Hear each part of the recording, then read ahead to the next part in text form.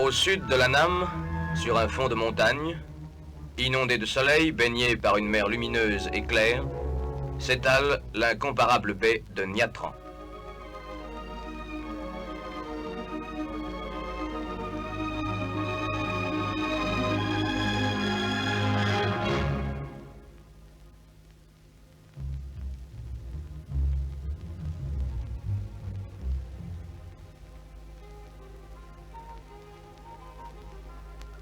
Avec plusieurs kilomètres de plage, d'un beau sable blond perpétuellement lavé par les rouleaux de la houle, bordé de cocotiers et de phénix agités par le souffle du large, c'est, au bord de la mer de Chine, un paysage de Riviera.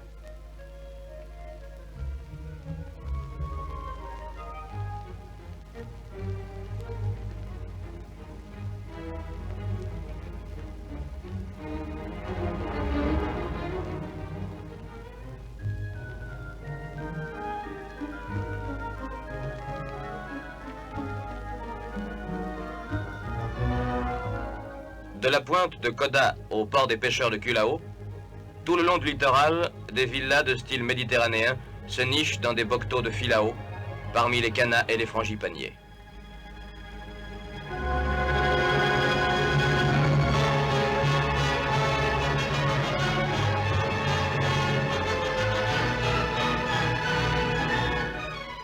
Au centre de repos de l'armée, à 2 pas de la plage, des soldats de l'Union française viennent achever leur convalescence et oublier dans le calme exotique de ces jardins les heures violentes de la rizière ou de la jungle.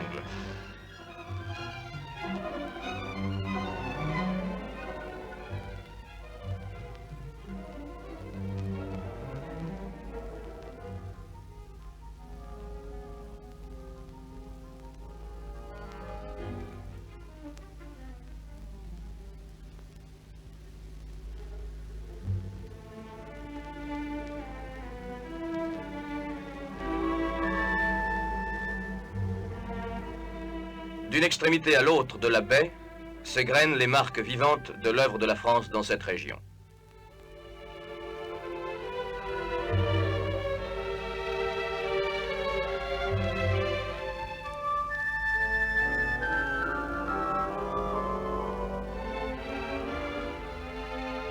À Koda, l'Institut océanographique, avec son aquarium et ses laboratoires de recherche. Plus loin, le moderne hôpital civil français.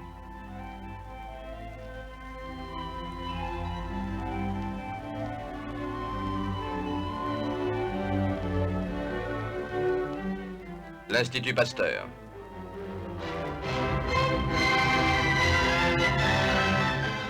Non loin de là, à l'intérieur du pays, repose dans une tombe simple et dépouillée celui qui a voué sa vie à cette œuvre de paix, le docteur Yersin. Au nord, le cloître silencieux des franciscains et le couvent des frères des écoles chrétiennes où les petits Vietnamiens viennent s'instruire.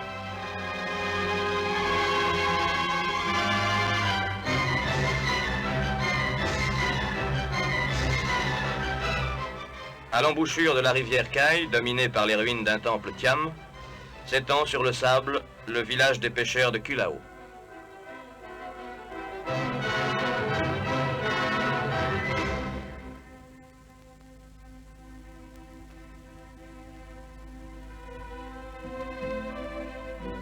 Cette population laborieuse et paisible vit essentiellement du poisson qui abonde le long de cette côte et en est la richesse.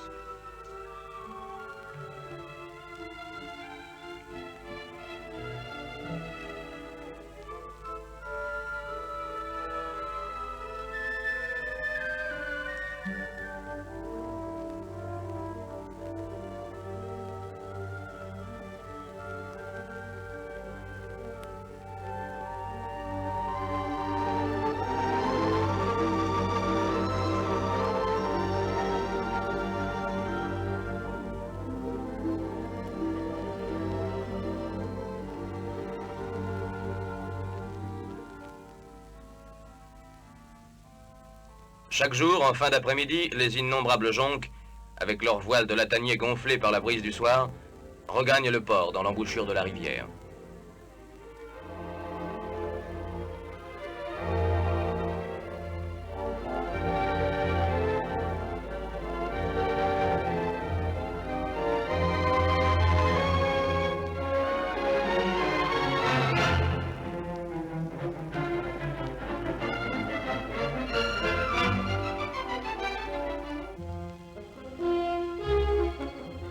La ville vietnamienne de Nha Tran s'étend autour d'une lagune, dominée par sa cathédrale bâtie sur une éminence.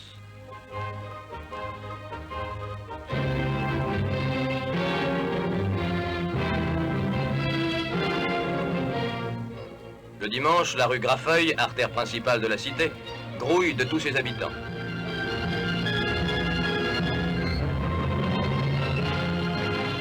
Et, comme dans une ville de garnison ou un port de France, déambulent des permissionnaires, pompons rouges et casquettes d'aviateurs.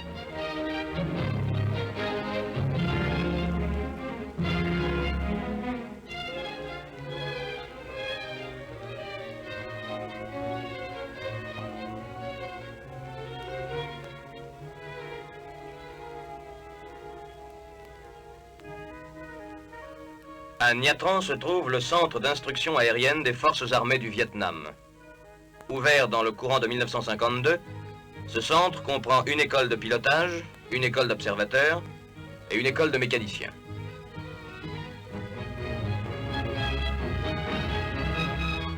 Après un an de fonctionnement, 200 aviateurs entraînés sur Morane ont pu être déjà formés sous la direction d'instructeurs de l'armée de l'air française.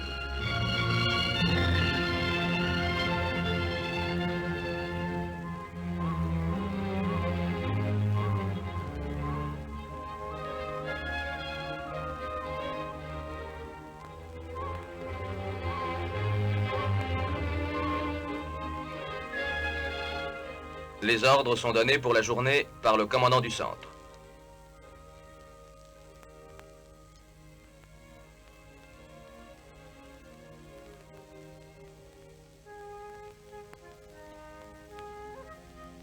Les pleins sont faits.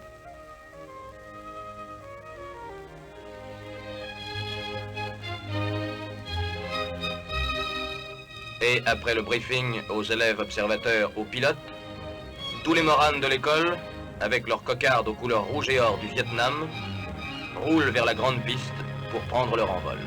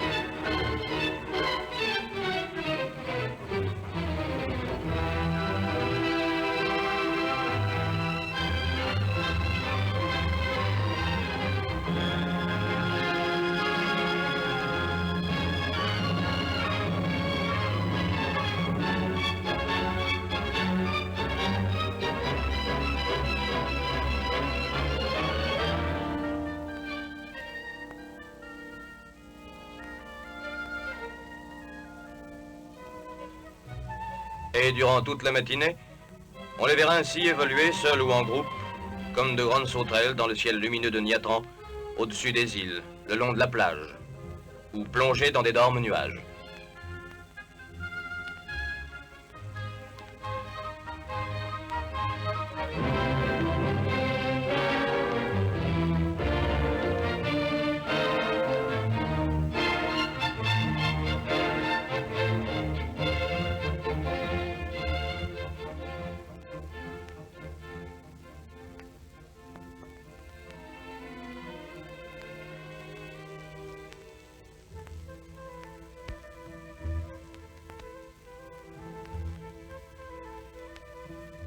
En avril 1953, un groupe aérien d'observation complet et entièrement vietnamien a été créé. Dans les premiers jours de mai, dans le ciel du Vietnam, des ailes nouvelles ont pris place dans la bataille. À côté de l'aviation, a pris aussi naissance la jeune marine nationale du Vietnam. La première pierre des bâtiments modernes du groupe des écoles était posée en décembre 1951. En avril 1953, la première division navale d'assaut battant pavillon vietnamien défilait sur la rivière de Saigon. Avec 9 bâtiments de débarquement, cette unité opère déjà dans les cours d'eau du Sud-Vietnam.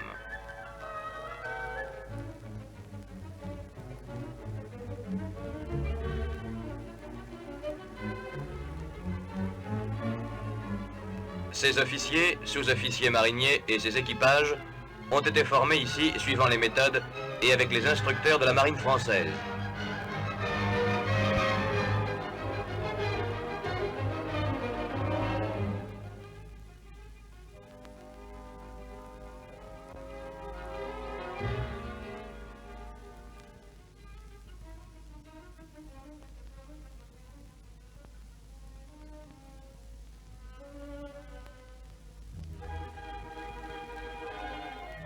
Après les différentes phases d'instruction militaire, c'est l'école de matelotage sous la conduite d'un vieux bosco ronchonneux natif de Concarneau.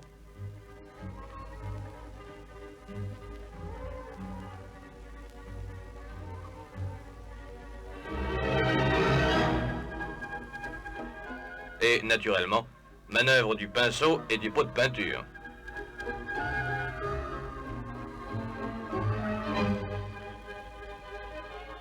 Puis, c'est la première épreuve de la mer, en souquant sur les lourds avirons des baleinières.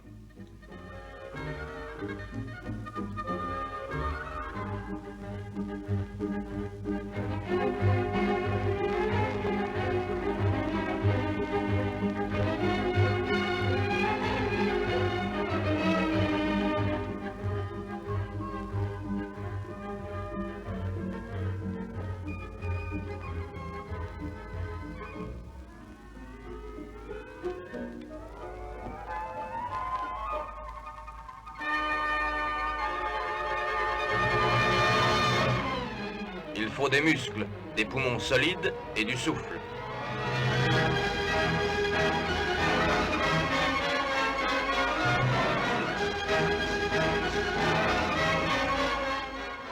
Les pelles plongent dans l'eau claire. La sueur ruisselle sur le visage des jeunes matelots. Il faut aussi apprendre à tirer les voiles dans le vent. C'est ainsi que peu à peu, on connaîtra l'âme de la mer.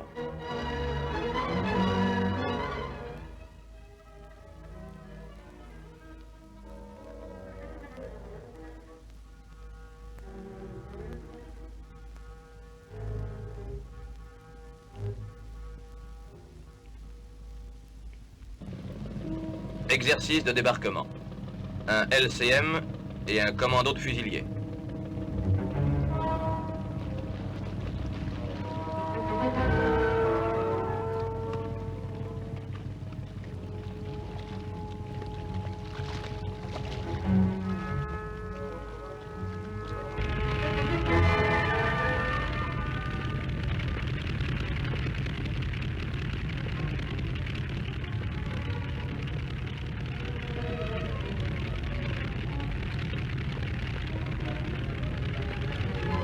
La porte tombe. Le commando gicle sur le sable, parmi les explosions de grenades.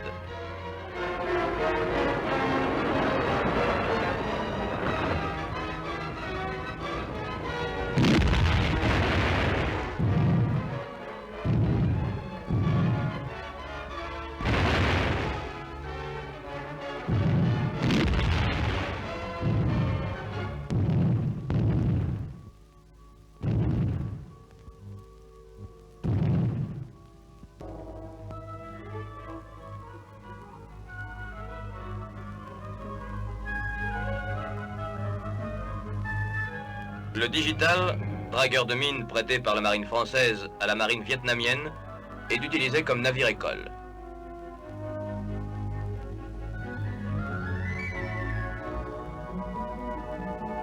Avec une trentaine d'élèves à bord, aspirants, maestranciers et apprentis, le bâtiment prend la mer plusieurs fois par semaine pour de courtes croisières au large des côtes.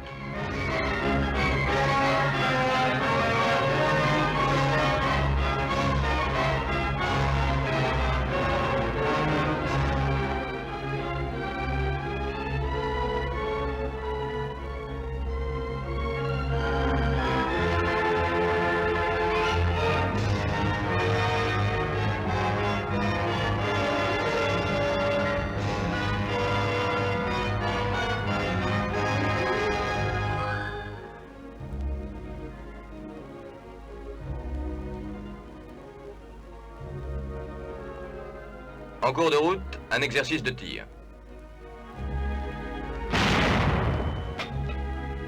La pièce de 76 tire un obus fusant, dont l'éclatement, haut dans le ciel, sert de cible au tireur de la mitrailleuse Ehrlichon de 20 mm.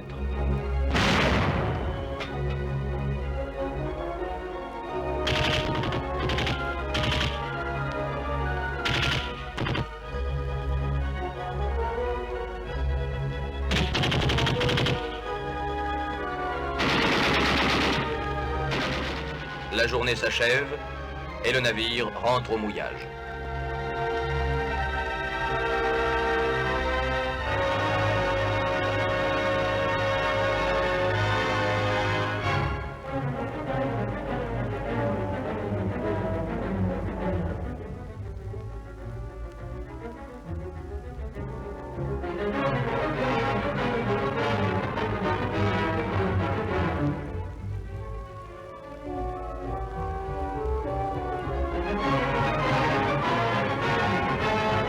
Le soir tombe sur le petit port de Koda, berceau de la jeune marine du Vietnam.